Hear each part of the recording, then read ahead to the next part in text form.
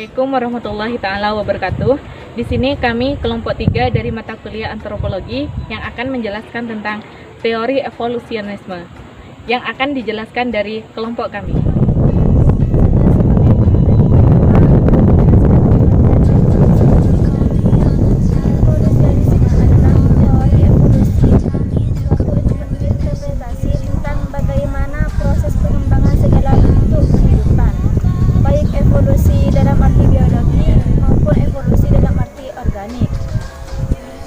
Teori evolusi tidak sama dengan Darwinisme.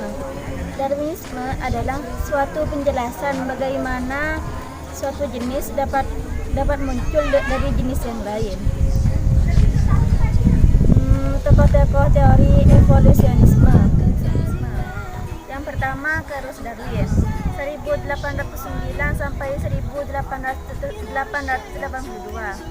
Teori Darwin yang terkenal dan dipakai sampai saat ini, teori yang dipikirkan bersama Alfred Russel Wallace yang dibuat dari hasil observasi.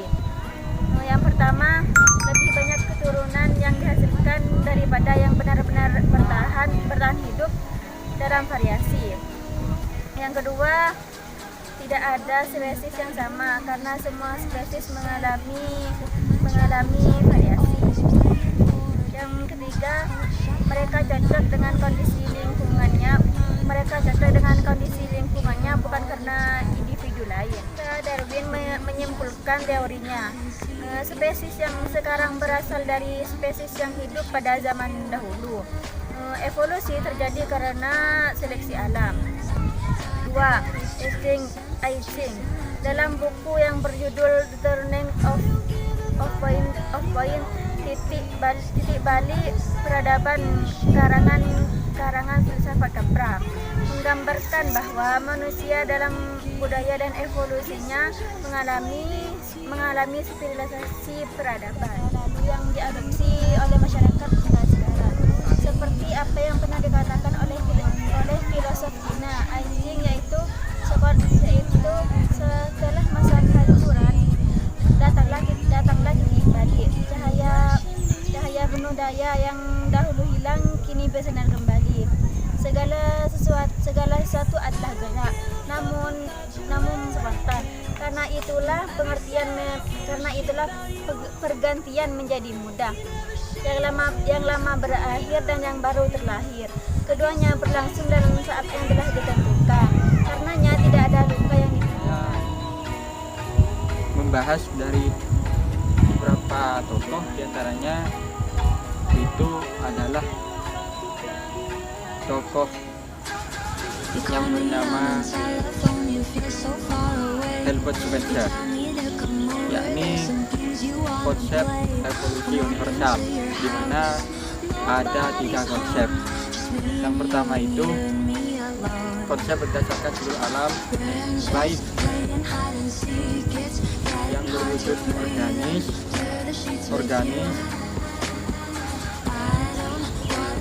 non-organis maupun super organis, berevolusi karena didorong oleh kekuatan kompleks yang disebut dengan evolusi universal ini. Terus teori Spencer ini mengenai religi mulai muncul karena manusia sudah sadar dan ingat akan kematian. Untuk konsep yang kedua, religi seluruh bangsa di dunia ini berevolusi mengalami perkembangan, yaitu dimulai dari persembahan terhadap nenek moyang kepada persembahan kepada dewa-dewa.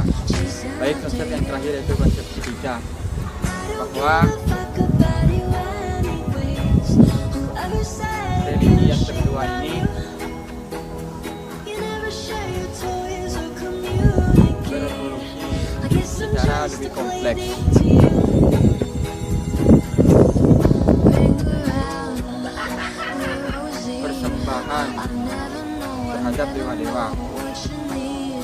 seperti dewa-dewa kejayaan, kebijaksanaan, dewa perang, maupun dewa-dewi kecantikan.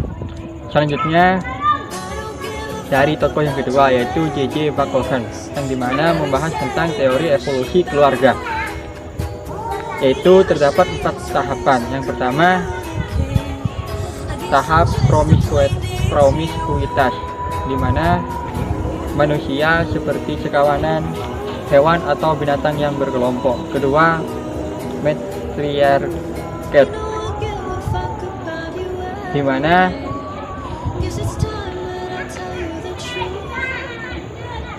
di antara perkawinan antara ibu dan anak-anak laki-laki itu dihindarkan. Yang ketiga, patriarchat, di mana kaum pria mengambil calon istri terhadap kelompok luar masuk ke dalam kelompok mereka sendiri. Dan keempat, terakhir, parental, di mana kedua orang tua merawat anaknya secara bersama-sama. Baik, selanjutnya adalah tokoh yang bernama Lewis Henry Morgan, yaitu yang sama-sama membahas tentang teori evolusi keluarga, di mana terdapat 8 tingkatan. Yang pertama itu zaman liar tua, zaman sejak adanya manusia sampai mengenal api. Yang kedua, zaman liar media, zaman sejak manusia mengenal api sampai manusia membuat senjata busur panah. Yang ketiga, zaman liar muda, zaman sejak dimana manusia berkemampuan bisa membuat senjata busur panah. Yang keempat, zaman barbar tua, zaman sejak manusia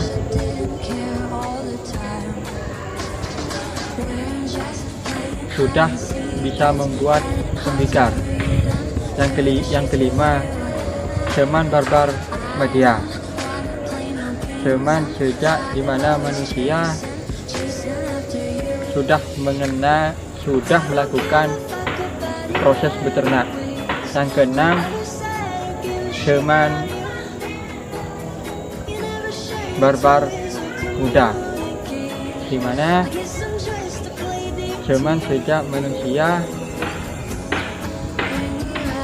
sudah mengenal atau membuat bahan-bahan dari logam sehingga mengenal tulisan. Yang keenam, yang ketujuh, zaman peradaban purba. Untuk yang kedelapan, yang terakhir, zaman peradaban masa kini. Terima kasih. Teori evolusi religi menurut E.B. Taylor dalam bukunya Primitive Culture, asal mula religi adalah kesadaran manusia akan adanya jiwa. Kesadaran akan paham jiwa itu disebabkan karena ada 2 hal. Yang pertama, karena perbedaan yang nampak pada manusia antara hal-hal yang hidup dan hal-hal yang mati. Dan yang kedua, karena peristiwa mimpi. Dalam mimpinya, manusia melihat dirinya di tempat-tempat yang lain. Dan sifat abstrak dari jiwa itu menimbulkan keyakinan pada diri sendiri bahwa jiwa dapat hidup langsung ketika lepas dari tubuh jasmaninya. Dan pada waktu hidup, jiwa itu masih tersangkut kepada tubuh manusia dan hanya dapat meninggalkan tubuh pada waktu manusia tidur atau dalam keadaan pingsan. Mengenai ilmu gaib dan ilmu religi, menurut teori J.G. Fraser, mengenai asal mula religi itu karena manusia memecahkan soal-soal hidupnya dengan akal dan sistem pengetahuannya. Tetapi akal dan sistem pengetahuannya itu ada batasnya. Soal-soal hidup yang tak dapat dipecahkan akal pikiran dapat dipecahkan dengan magic dan ilmu gaib. Sedangkan magic menurut Fraser adalah semua tindakan manusia untuk mencapai satu maksud melalui kekuatan-kekuatan yang ada di belakangnya. Sedangkan ilmu gaib menurut Fraser adalah perilaku manusia untuk mencapai suatu maksud dengan menguasai dan mempergunakan kekuatan-kekuatan dan tingkah gaib dan kaidah gaib yang ada di dalam alam. Bismillahirrahmanirrahim. Baik, di sini saya pemateri yang terakhir akan menjelaskan isi teori evolusionisme. Evolusi dari segi bahasa berarti perkembangan, dan dalam ilmu sejarah evolusi diartikan sebagai perkembangan sosial, ekonomis, politik yang berjalan sedikit demi sedikit tanpa unsur pemaksaan. Dalam ilmu pengetahuan, istilah evolusi diartikan sebagai perkembangan beransur-ansur dari benda yang sederhana menuju benda yang dalam konteks biologi modern. Evolusi berarti perubahan frekuensi gen dalam suatu populasi. Selanjutnya, teori evolusi menggambarkan bahwa perubahan kebudayaan terjadi secara perlahan-lahan dan bertahap-tahap. Dalam teori evolusi dibagi menjadi dua. Yang pertama, teori evolusi universal. Sebuah kebudayaan yang ada dalam sebuah komunitas masyarakat manusia adalah dampak atau hasil dari pemakaian atau penggunaan energi dan teknologi yang mereka gunakan dalam kehidupan mereka. Pada fase-fase perkembangan dapat dikatakan bahwa dalam teori menggunakan mengenai evolusi kebudayaan ini terdapat beberapa konsep baru yang diketengahkan, yaitu sistem yang melakukan transformasi energi dan transformasi. Yang kedua yaitu teori evolusi multilinier. Menurut teori multilinier, terjadi evolusi kebudayaan berhubungan erat dengan kondisi lingkungan, di mana setiap kebudayaan memiliki kultur care berupa teknologi dan organisasi kerja. Teori multilinier juga memunculkan konsep-konsep baru yang belum pernah ada sebelumnya, yaitu lingkungan, kultur care, adaptasi, dan organisasi kerja.